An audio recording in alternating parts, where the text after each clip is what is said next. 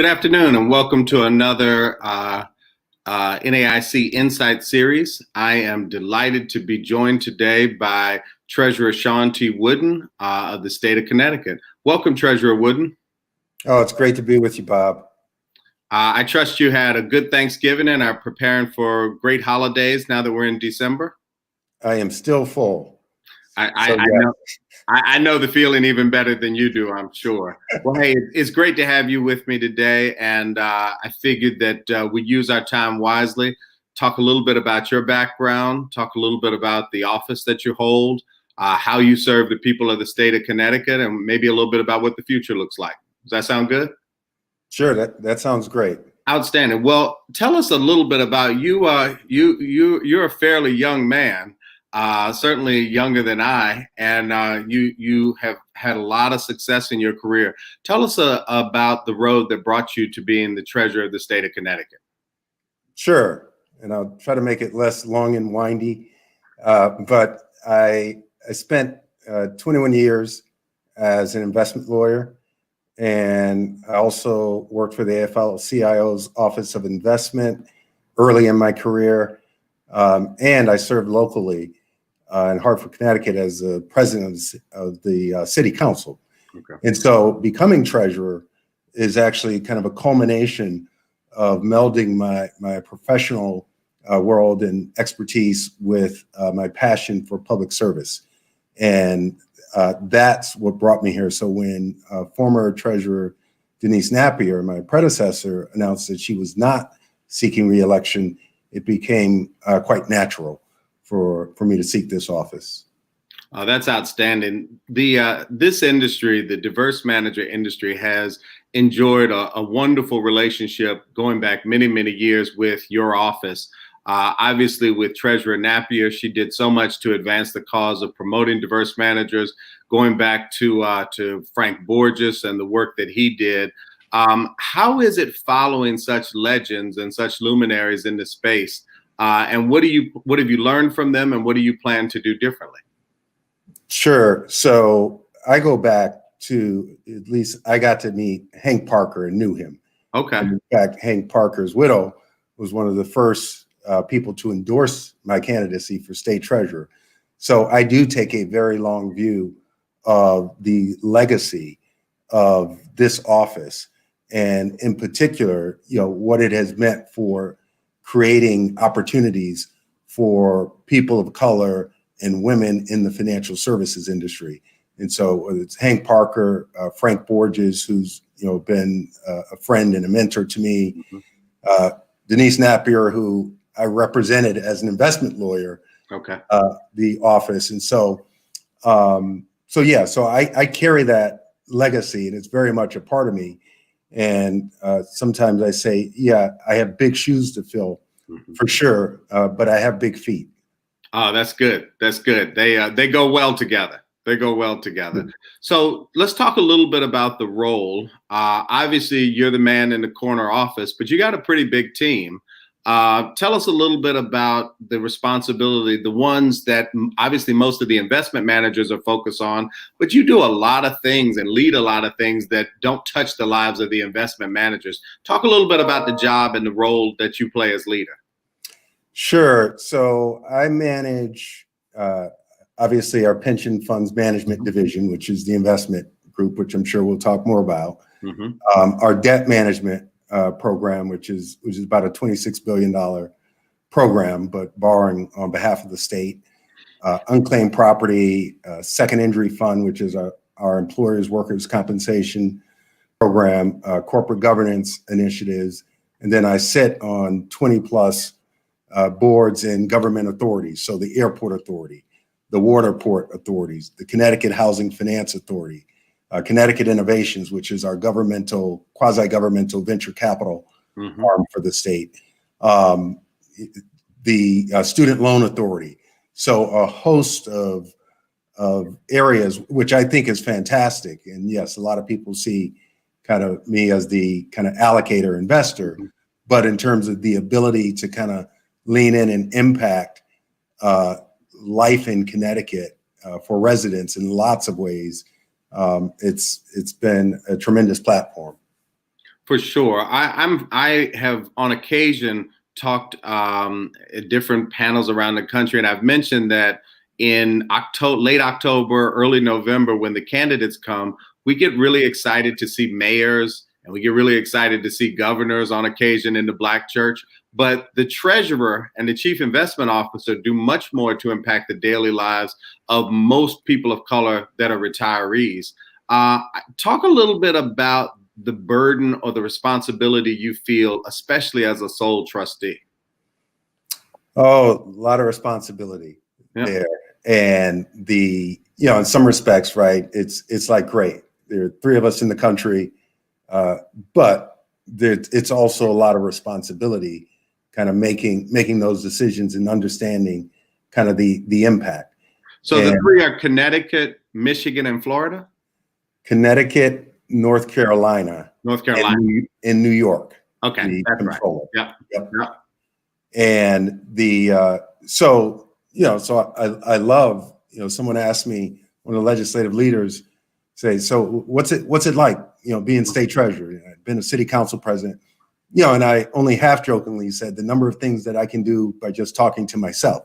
Mm-hmm. But of course, that was, we have an elaborate process in place, and diligence and reviews and a great team of folks. But it is something I'm very sober about, kind of that responsibility and the relationship with the retiree community, and whether it's retired teachers, so I'm not surprisingly, that's our largest pension system that I operate. They are, I'm a featured guest, like I think like every quarter at a retiree event for teachers, but I love it. It kind of reminds me like who I'm doing this for. And it keeps me very focused on kind of being a fiduciary and looking out and everything that means. So looking at my notes, you were elected November of 2018. You were sworn in January of 2019. And then in March, the world was hit with a pandemic, right? So, Mike Tyson, talked about everybody has a plan until they get hit. You had, a year and a half in office. You clearly got your feet wet, dug in. I've seen you out on the circuit.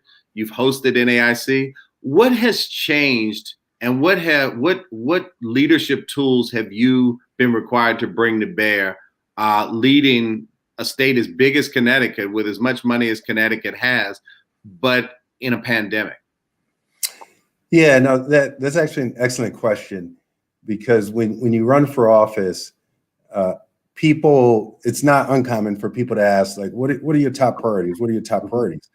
And I would talk about my priorities, but what I would say is, if I'm going to be really candid, understanding who I am, what my skill set is, what I care about, that's actually more important than my 10-point plan, because having served in office, I know that there are so many things that we don't know around the corner that we can't have a plan for, per se. And little did I know how true that would be with me coming into office as treasurer. The good news is, part of what I did with my team early on was start to reposition our investment portfolio based on really looking at mitigating, managing risk and volatility. Mm-hmm. We had been on a 10-year market bull run, and so I knew that was not sustainable.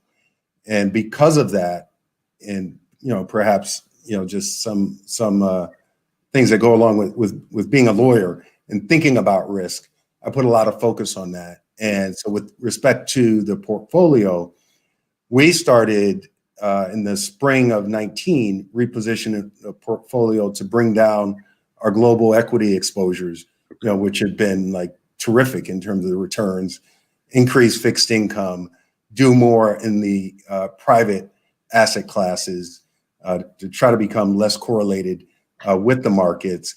and hired Connecticut's first ever chief risk officer to actually pay attention systemically to our portfolio. And all of that, so that was 2019. By the beginning of 2020, earlier this year, had done another round of adjustments to our investment allocations and strategies, created a private credit asset class bucket for the first time, did some other things. And all of that is, they say sometimes it's better to be lucky than smart. I think we have benefited, me and my team, from, my team was certainly very smart, but also nobody could have predicted, once in a century pandemic.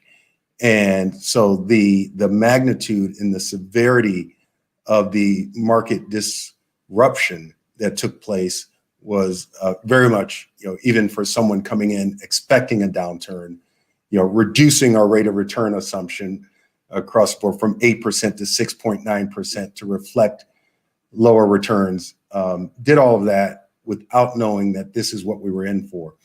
And then once we got into this environment, I would say, in many respects, it's very, very challenging for states all across the country.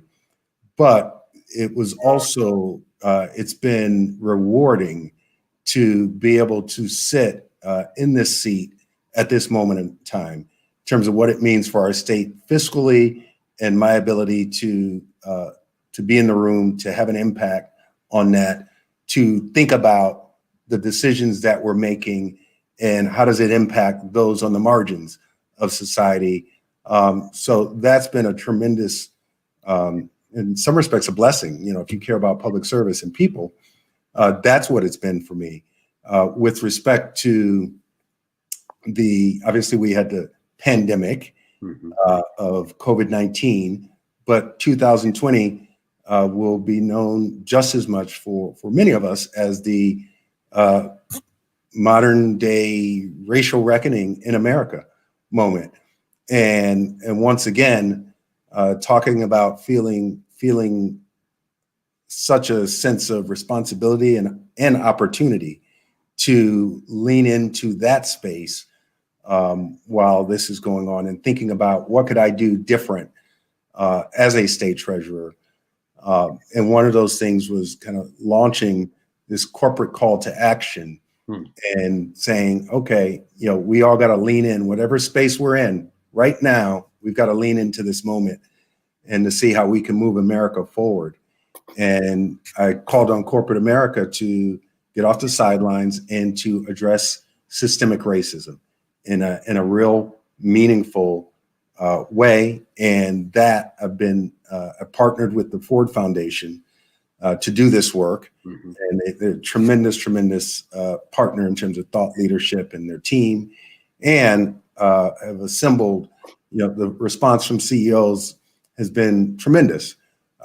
We have maybe 16, 17 CEOs engaged, representing 465 billion or so in market cap, 21 trillion in assets under management, focused both on kind of that inward, I call it looking in the mirror, work that we need to do within the financial services industry in our own shops, as well as looking outside the windows and how we can use the resources of corporate America to address systemic racism, and in particular, how we can close racial disparities, racial economic disparities. So fascinating year.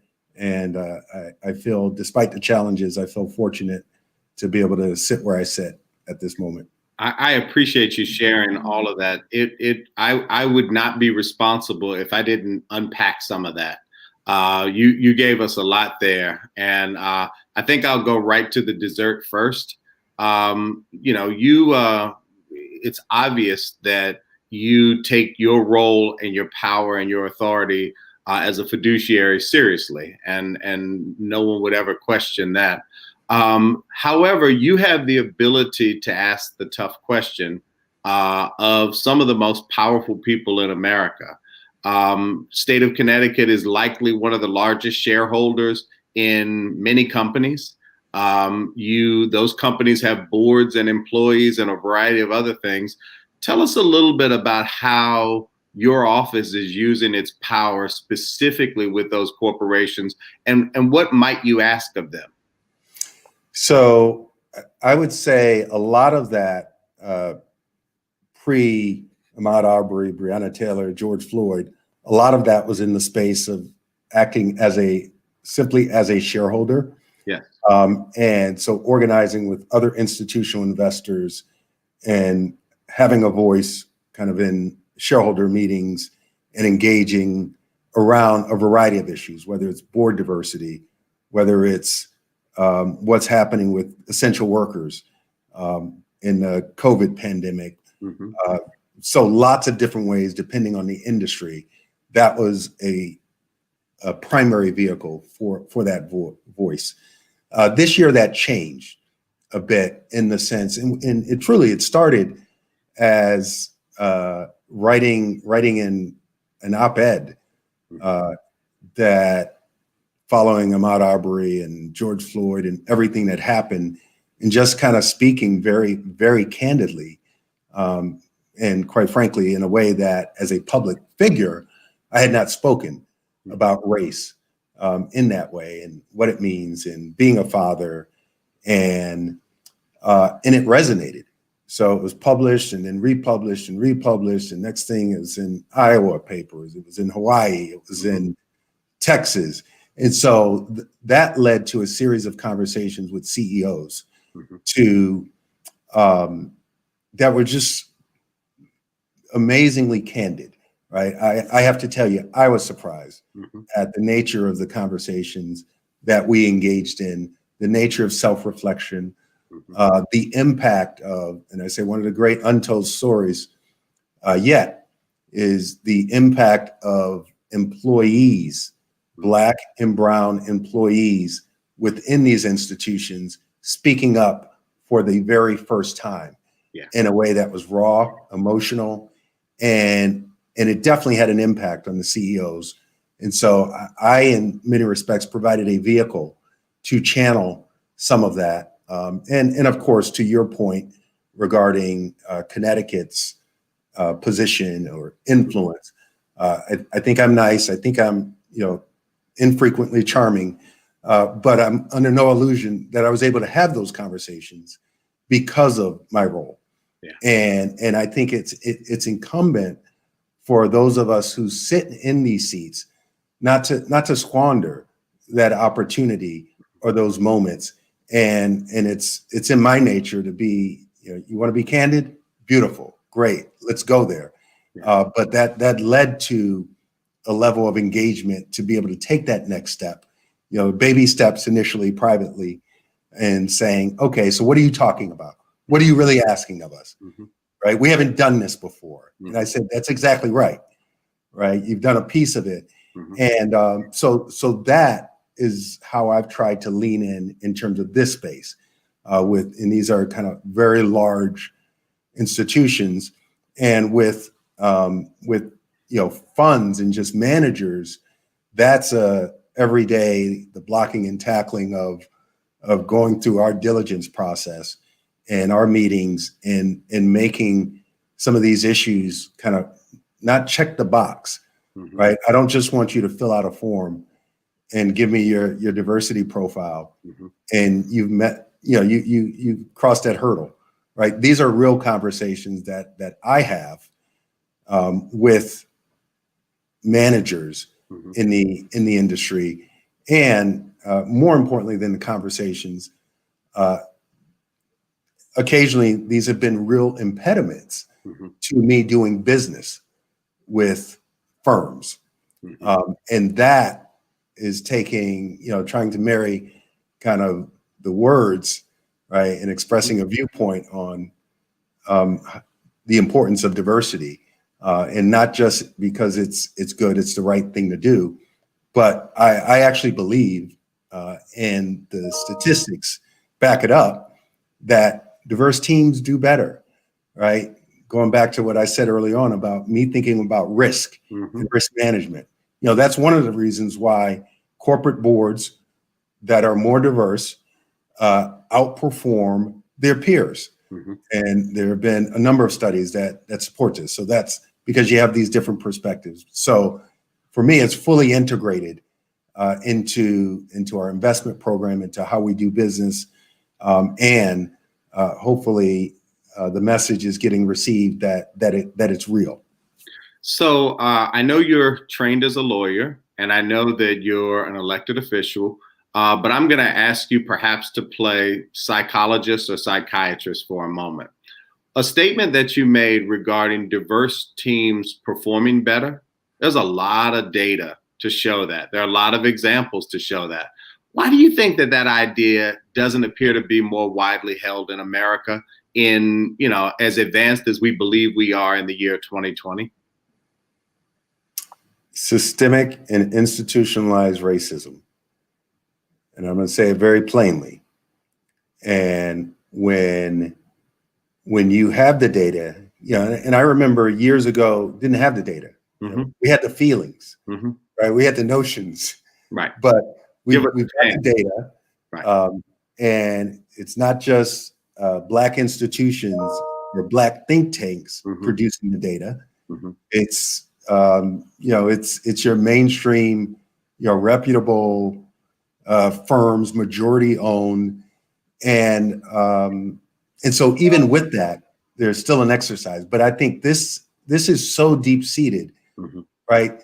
Oftentimes the challenge and the questions are, okay, as a fiduciary, mm-hmm. like how can you do this? Like why would you have this emerging manager program? Mm-hmm. As a fiduciary, why you think about like corporate board diversity? Like, are you just putting your personal feelings in worldview?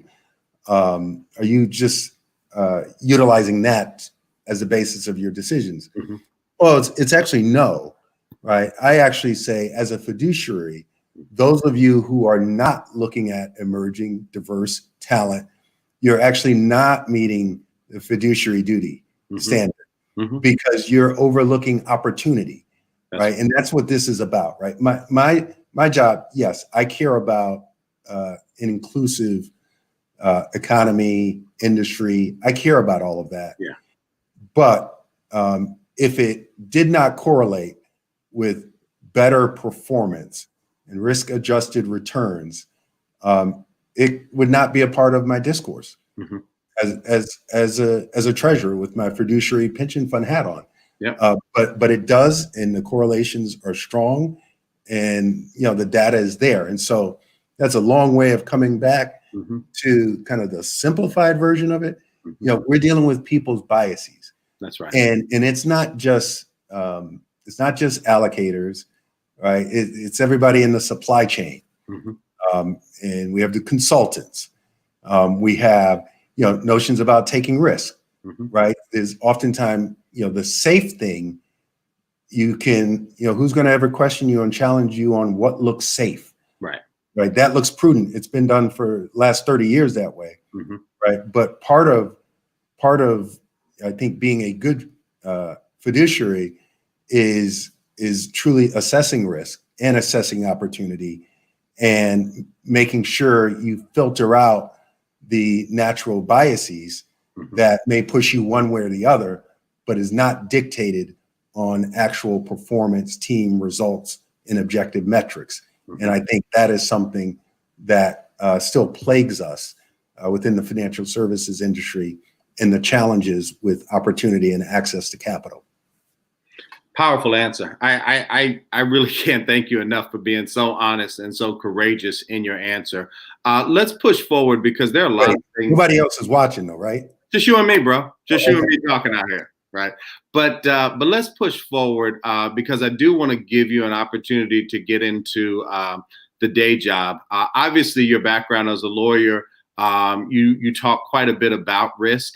You mentioned that the assumed rate of return was moved from 8% down to 6.9%. What's your view philosophically on how the state of Connecticut is going to meet and exceed that fiduciary rate of return in the environment going forward? So I think it's extremely, extremely challenging Mm-hmm. to meet that rate of return. And that's exactly kind of what we're grappling with now. As you might imagine, going from 8 to 6.9% kind of in one move, was a big thing to do. Yeah. At the time. But now that we're in, we're in a new world Mm-hmm. in many respects, and either I've got to take another look at our asset allocation strategy, right, Mm-hmm. and how to get more alpha out of some parts of the portfolio to meet that, and take on some corresponding amount of risk, additional risk with that, or have to have the hard conversations about reducing that number even further. Mm-hmm. I am inclined to look at how we can tweak. When I put this in place last year, you do all this modeling. We had a really good chance Yep. of meeting and exceeding. Particularly, to state the obvious, I don't look quarter to quarter, year to year, or even in 5-year blocks. Mm-hmm. It's 20-year horizon. Mm-hmm. But right now, the markets and the conditions have changed so dramatically that it is something that I will be taking another look at. So let's take a look at a day in the life of Treasurer Wooden.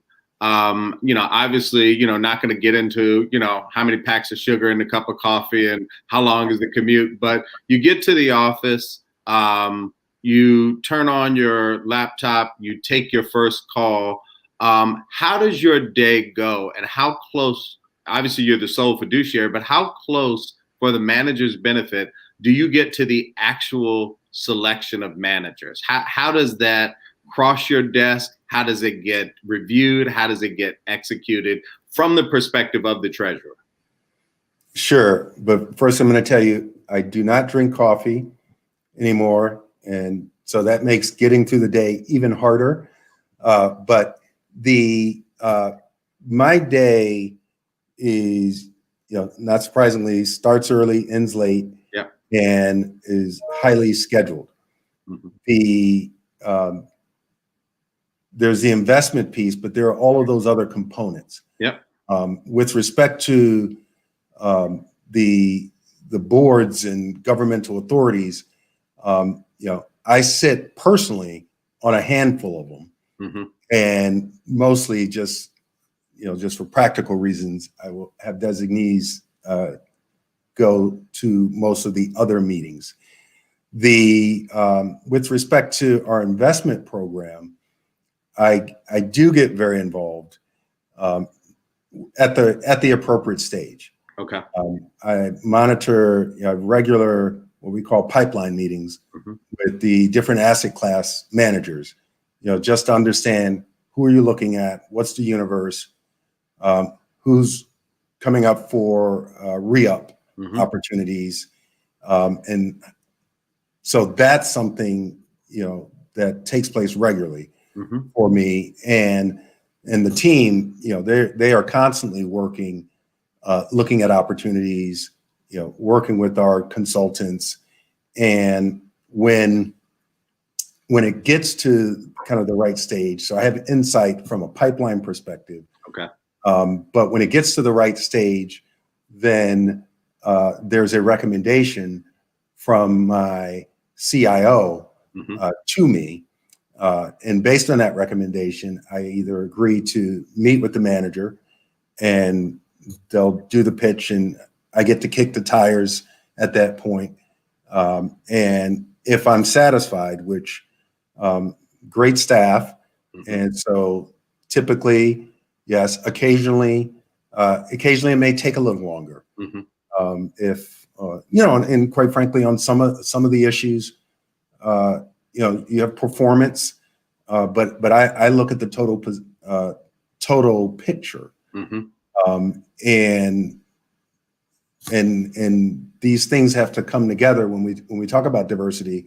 It has to mean something in terms of whether or not we're going to do business, right? Because otherwise, otherwise it's just talk. So then after meeting with me, I proceed with a meeting with my investment advisory council, and which is, so I am a sole trustee, but we do have an investment advisory council where I present the managers and get feedback. So we have a conversation.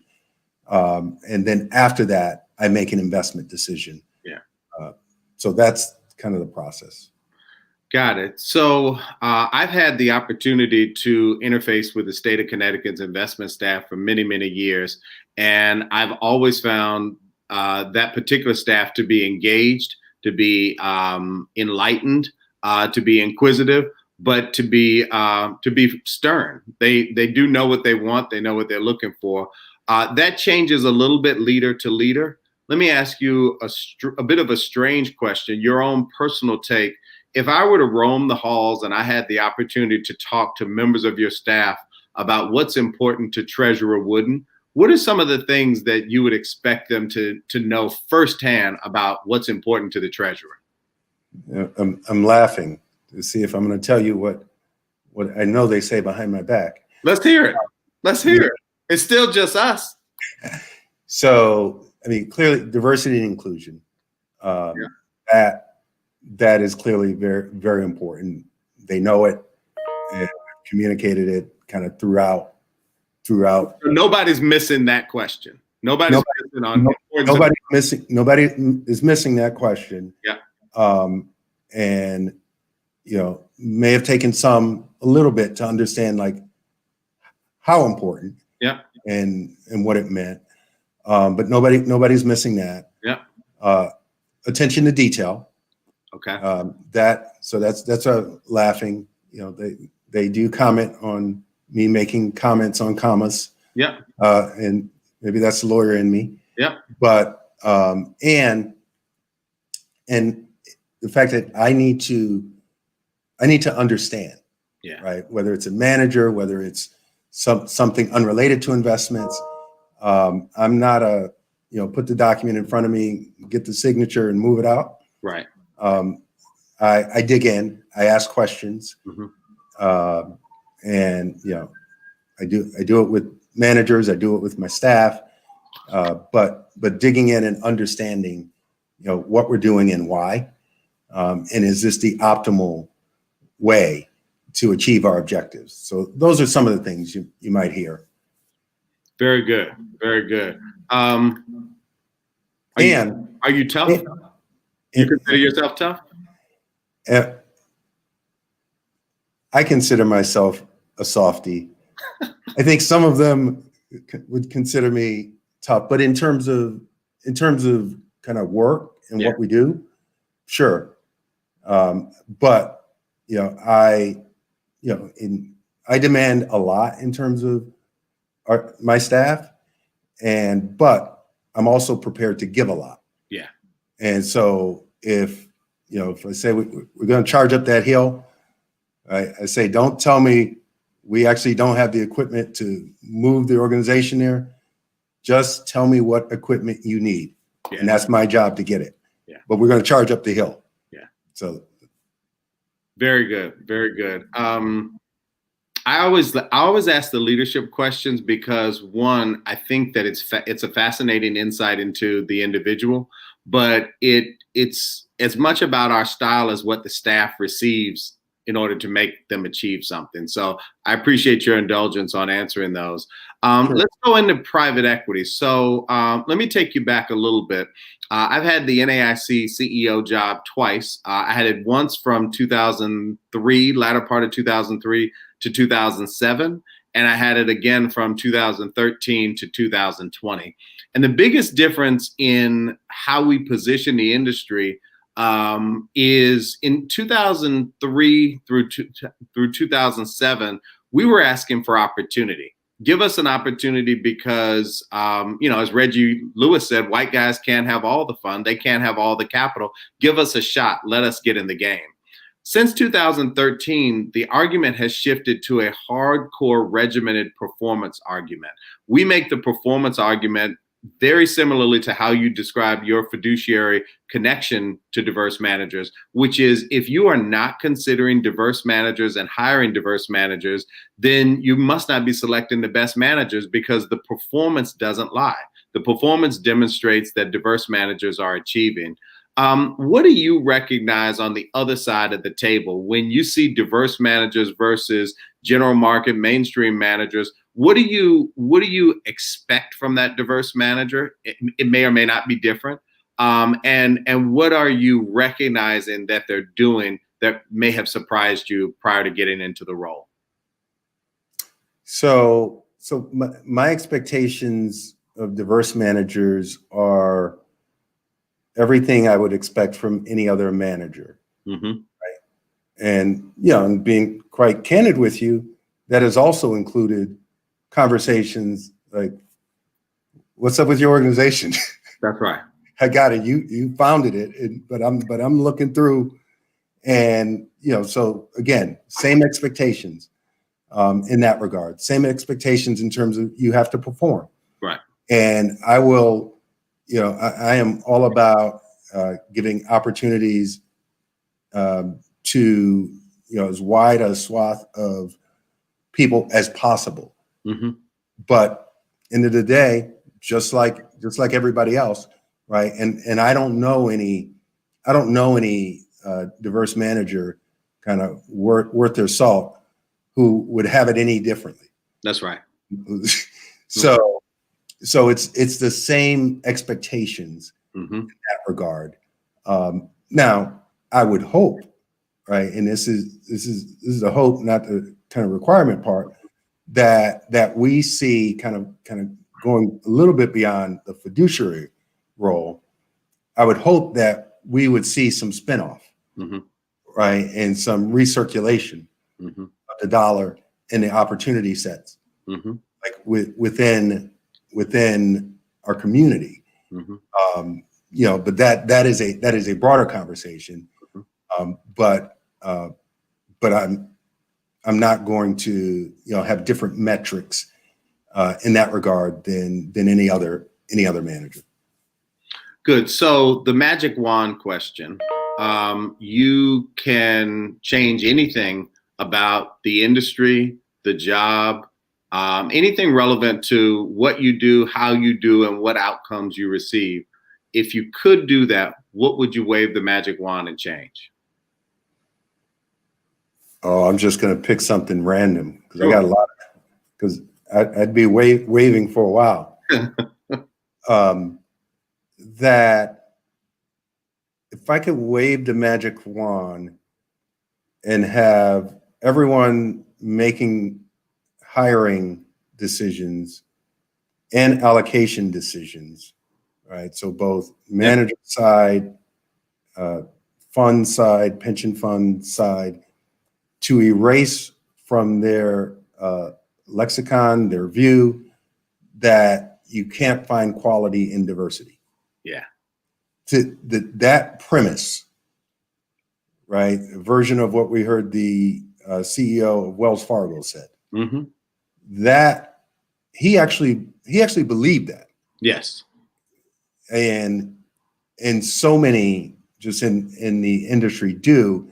And I think that is such an impediment right out of the gate in terms of both, an inclusive and equitable industry and society, as well as maximizing, again, as an allocator, the opportunities for pension fund beneficiaries, right? Just leaving some out of the mix, right? Say, baseball, we never knew how great baseball was as a game until Jackie Robinson played in the major leagues. Right.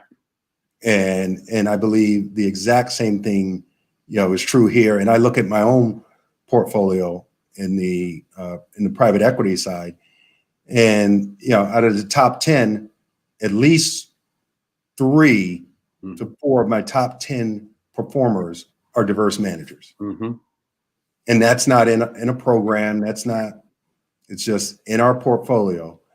And that speaks volumes.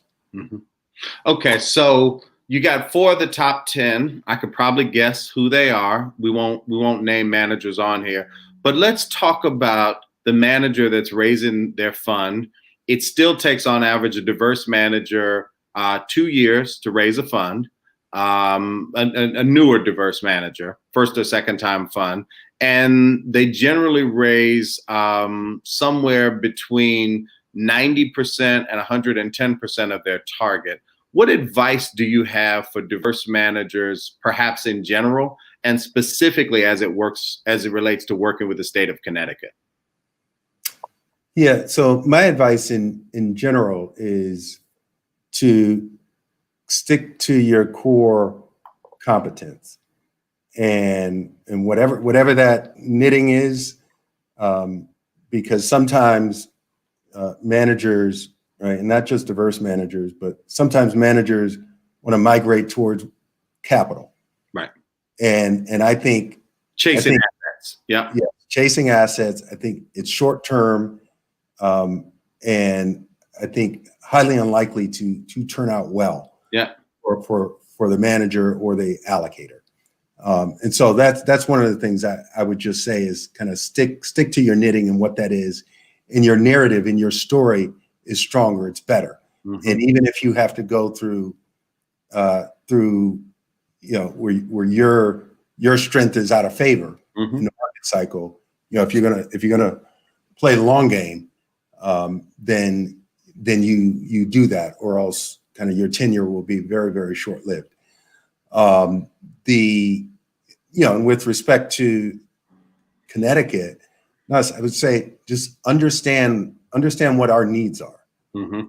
Understand how we're positioning our portfolio, and if you want to engage, find a space within that. Mm-hmm. Right? But it's not a good use, particularly in an emerging man, not a very good use of your limited time and resources trying to convince an allocator that they ought to buy a Chevy, when they're really looking at a Ford, and they've said publicly, yep, Fords are in right now, and that's what we're doing. But you got a Chevy, and it's not going to be a good conversation, good experience for either party. Rather than building the relationship, understand you're looking at Fords right now. That's where you're at. Mm-hmm. I got this Chevy. It's great. That's not what you want right now. But trust me, when the market tweaks like this, you're going to be all about the Chevy. Mm-hmm. And I got one of the best Chevys out there. So I think that's very important. And I have been engaged, and my staff have been engaged in conversations where I know this is not going anywhere. Mm-hmm. Because that's not what, we have an asset allocation. We have guidelines. Mm-hmm. We have public statements. There's enough information to get a sense about what we're doing. Whether it's, if you're a hedge fund manager, since I've come in, we've shifted, from we've reduced our allocation mm-hmm. to hedge fund managers. We've shifted that entire allocation towards risk mitigation strategies. So literally using the hedge fund portfolio to mitigate risk mm-hmm. and purely and less alpha seeking. You get that somewhere else, but understand that. And if your strategy fits within that, then that may be a good conversation for us to have. If it doesn't, let us know you exist. But today is not your day with us, and look for more fruitful targets. Great feedback. So they can research where you've been as a plan, state of Connecticut. They can read where you are today, but I have the opportunity to ask you where you're going. Where is Treasurer Wooden going to take the plan? What do you said you created a credit bucket. I know that you like alternatives, but let me ask you, the treasurer himself, where are you taking the plan? Where are you making bigger categorical investments? Where are you shifting your allocation to? And when should people expect that to be? When should people expect those to happen? So I would say first quarter of 21, Yeah. in terms of kind of going through this process, alternatives, right? In that bucket, generally private capital. I think you will continue to see allocations on our part. I mean, this since March alone, I think I've committed 2.4 billion in the space. Part of that was about having a brand new private credit bucket, and so a lot of attention and effort was put around that. Timing, I believed in the asset class pre-pandemic, but the pandemic, made it opportunistically even more attractive in terms of certain segments of the private credit asset class. The private equity, it has performed extremely well for us over a long period of time. We are, we had, when I came in, we were under allocated, even relative to the target there. That may be an area where we see increased allocations. The other thing is that in order to, going back to, we went through a period of time where our allocation from a pacing perspective was very inconsistent, and just not moving enough capital, deploying enough capital. So I have increased our bite sizes,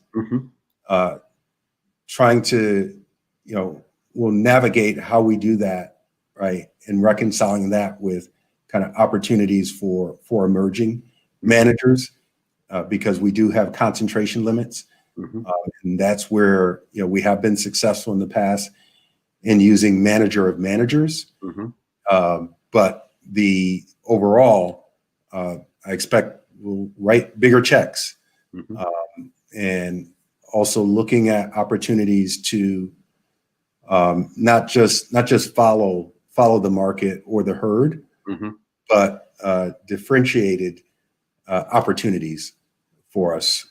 That's something very attractive to us.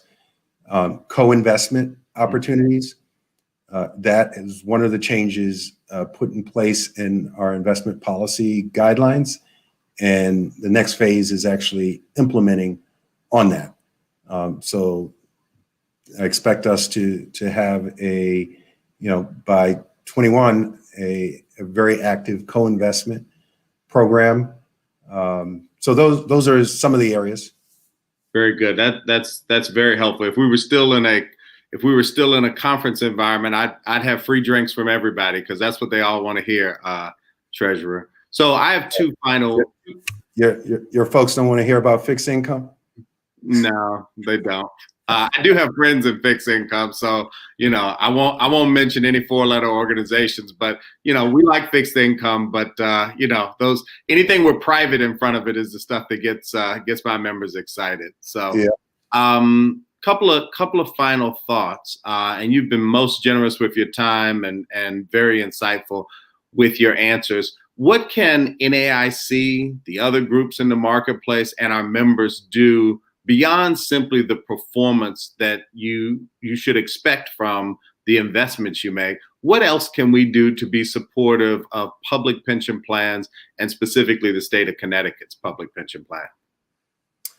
So, it's a version of what you've been doing, which is educating, because I think you have the network and the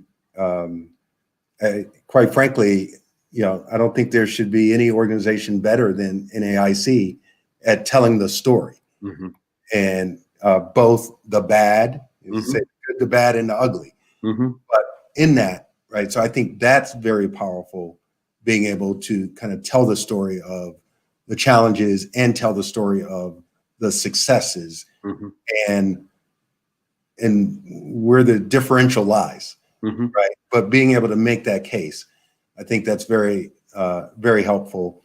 And then also in terms of being advocates, Mm-hmm. and playing a role in educating and persuading the marketplace, and based on data. Mm-hmm. Right? Mm-hmm. That's what you do. In terms of your core disciplines, fundamentally is data driven. So being able to do that, but additionally, for those who, I'm looking to assemble kind of the best in class Mm-hmm. at everything we do, Mm-hmm. and that is I'm sure you're aware, we launched a new emerging and diverse manager program. Yeah. In that, just some of the key features of that, when the early program, some may remember as a Horizon Fund, Mm-hmm. was launched in 2005. Yep. The world has changed like 2 or 3 times over, Right, since 2005. The proliferation of managers in different asset classes. mm-hmm. Right. So in 2005, okay, having more public equity, fixed income managers, like as part of an emerging manager program, okay, maybe that makes sense. Right. We have so much talent on the private side, Mm-hmm.